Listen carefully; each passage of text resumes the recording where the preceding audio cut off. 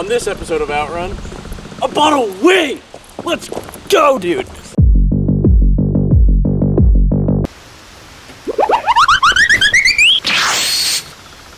Come here. Look closer.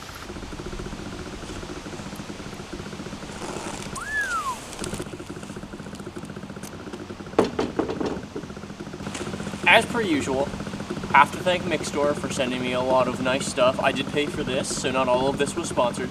Some of this was, not all of it. But thank you, MikStore, for sending me shenanigans so I can make videos. I need a knife. This isn't a knife, but I'm gonna use it. Got carbon mirror caps to match the carbon wing. We got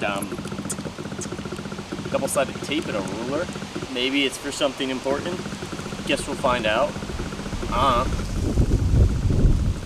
Third brake light flasher for the F1 style LED brake light.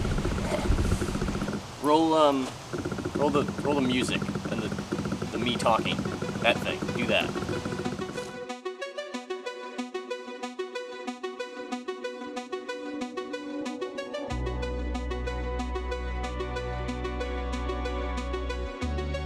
So I'm not sure if these mirror caps are real carbon fiber, but they look damn good on the car.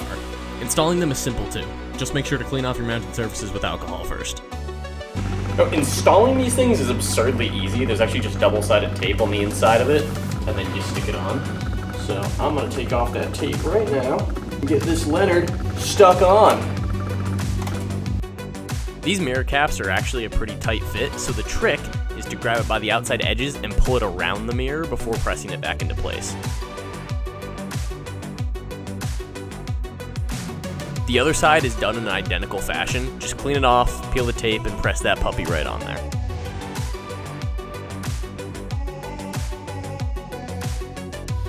Next up is the factory-style rain guards. An extremely popular mod in Japan and across the world, these will allow you to crack your window for some fresh air without just flooding your brand new car with rain.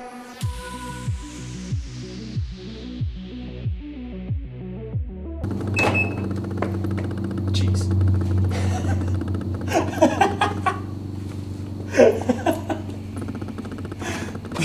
Is that... They actually have the same mounting procedure as the mirror caps. Just wipe down your mounting surface with alcohol, peel off the copious amounts of double-sided tape, line it up, and press it on. There is a lot of chrome going on in the back of this car, most notably the big old Mazda badge. So MikStore was kind enough to send me a black badge. Just like the mirror caps, double-sided tape on one side, and then you just stick her on, away goes the chrome. How good is it? So good!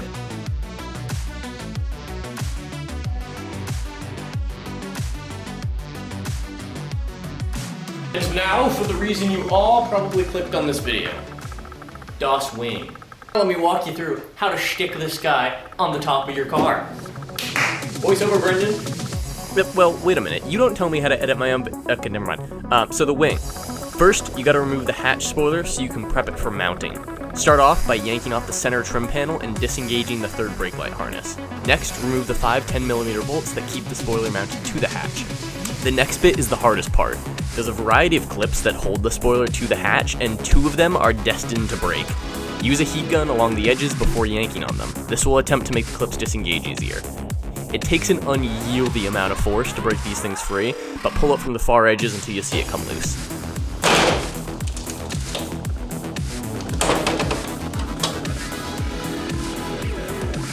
The wing will also leave behind a few small soft washers too, so don't forget to grab those before opening the hatch and you'll lose them forever.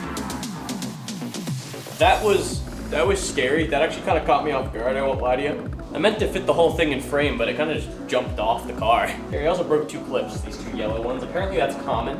With drilling out the 3 holes, put a thumbtack right in the center. We'll make sure it doesn't go flying into the rest of the wing, which would suck. I have to agree, that would suck. So now we're gonna drill out some holes. So Mazda actually marks where you need to drill the holes. That thumbtack is just there to make sure the center doesn't fall into the wing and disappear. Get through the first layer of plastic and file it smooth, following up by carefully drilling through the outer layer right on the crosshair marks left by Mazda. Next, clean off the mounting surface because your boy just figured out what that roll of tape is for. Flip the new wing over and apply it around the edges of both sides. Once it's all taped up, line it up with the holes and thread the mounting bolts in by hand before tightening them down with a ratchet. Line your freshly mounted wing up on the hatch and press it down after feeding the third brake light wire back through its hole. Go ahead and tighten down the 5 nuts securing the wing to the hatch, and if you want to go full hot boy mode like me, this is where you're going to plug in your third brake light flasher module, which goes between the factory harness and the light's pigtail itself.